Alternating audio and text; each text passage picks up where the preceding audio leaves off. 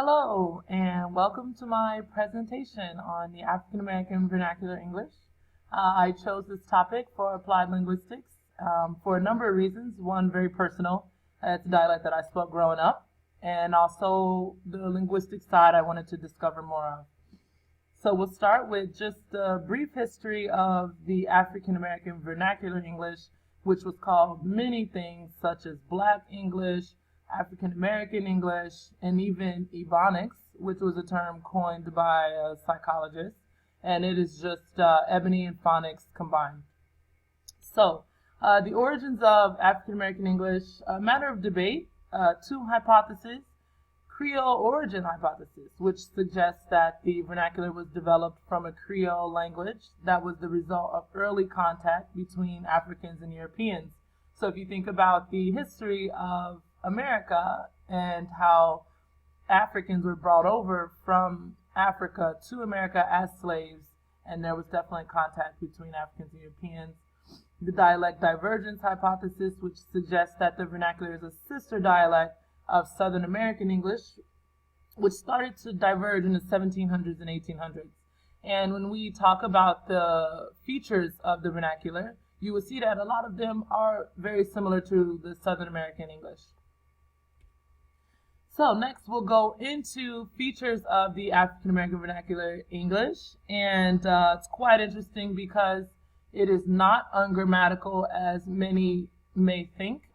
There was Labov, we have, who created these linguistic variables and found the commonalities of speech within the African American Vernacular English. And lo and behold, there are rules to this dialect. So we'll go with the deletion of verbal copula. So in some environments, B can be left out. So is and are only omitted, not was, were, or am. And some examples. She working, you crazy, she my sister, where you at? Interesting to note that an exception, when stressed, it can't be omitted. So there already is one. Is stressed there, you can't take it out. It's necessary.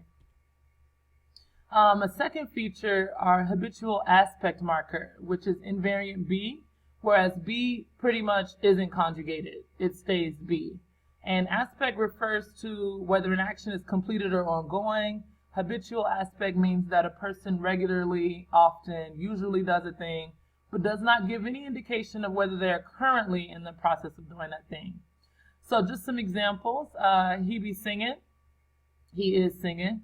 He be working. He usually is working. I don't know what homie be doing. I don't know what my friend usually does. So here is another interesting feature of the vernacular. It's interesting because it doesn't exist in standard American English, and it's the remote present perfect marker.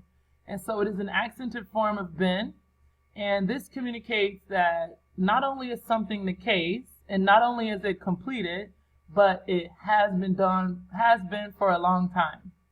So some examples. She been married means she's married and has been for some time.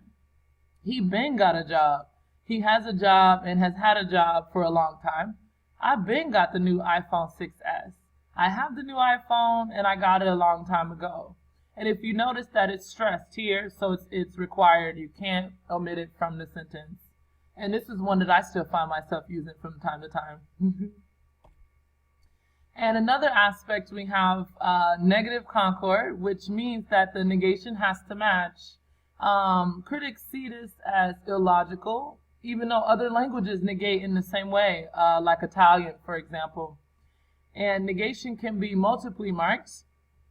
So we have, I ain't no ugly dude. I'm not an ugly guy. I ain't ever seen nothing like it. I haven't ever seen anything like it. He ain't see nothing. He didn't see anything. Interesting to note that this isn't the only dialect with negative concord. We have Cockney from East London. And I'm sure you guys are all familiar with the song by Pink Floyd, We Don't Need No Education. So there is further proof that African American Vernacular English has rules. It has rules, and it also has differences in pronunciation. So there's an absence of interdental fricatives. For example, think and then, voiced and voiceless, which are substituted by t and d in word initial position. So think can be tink or dink, and then can be ten or den in a way. So in intervocalic between vowels and word final position, pronounced in v. So with and with for with. And it's also non-rhotic in word final position. At the end, there's no R. So more becomes mo. And also before a consonant, hard is had. And another feature is the consonants dropping. So test would be test, left would be left, old would be old. So next we'll go into just some attitudes towards African American vernacular English. African American culture and language. So the role of African Americans in history and culture of America play an important part on the attitudes now towards the dialect. There is a conflict which concerns whether African Americans are culturally distinct when compared to other Americans who have also experienced multicultural contact. And there's also some anthropological theories on race and culture, and also a bit of social theories as well, that they concluded pretty much the differences are not cultural. Slavery deprived African Americans of any cultural roots. So if you kind of encounter any African American person and you ask them where they're from, they'll say, I'm from Africa. But whereabouts, which country, no idea. So there's no cultural roots there, which in turn makes African Americans ashamed of their African enslaved heritage, which results in low self-esteem, self-hate, and any attempts to mimic white behavior are seen as sort of pathological. The African American English, it was viewed variously as an ineffective attempt to speak American English and or an indication of cognitive and or environmental deficiency.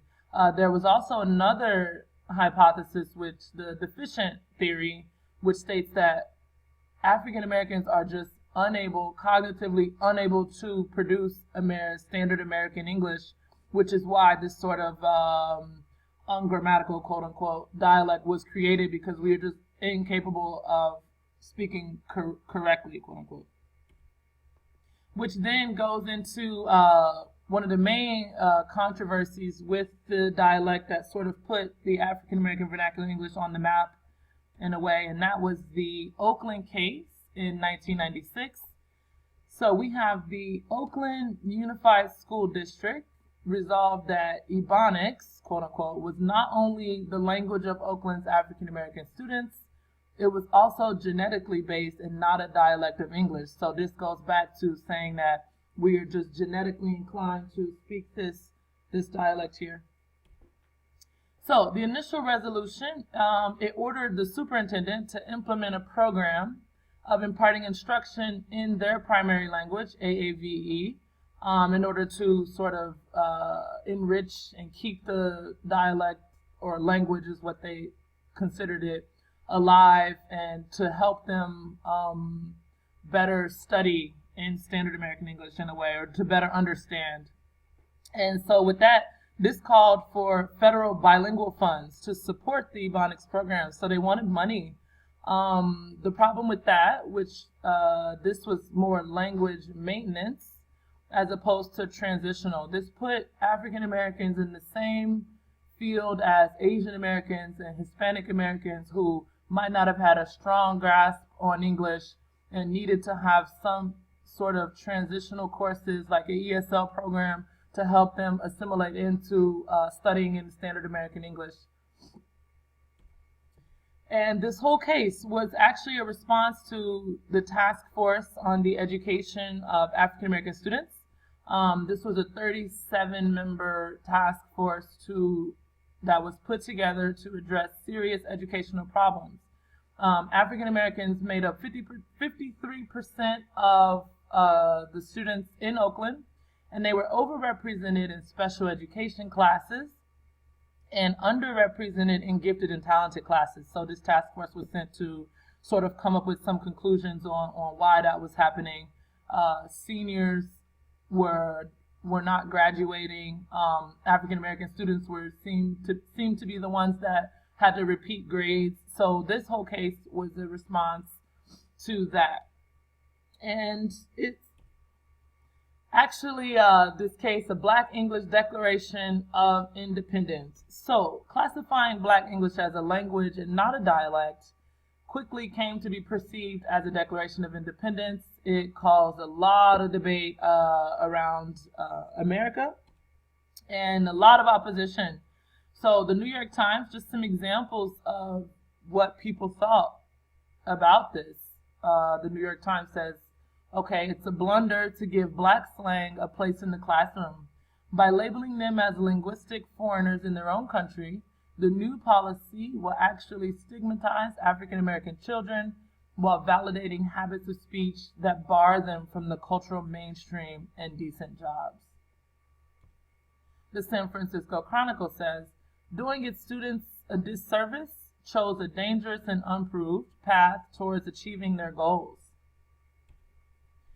And the Detroit News says, African Americans should not be encouraged to cling to a dialect that is bound to increase their alienation from their brothers and sisters in Africa, their fellow Americans, and the rest of the English-speaking world.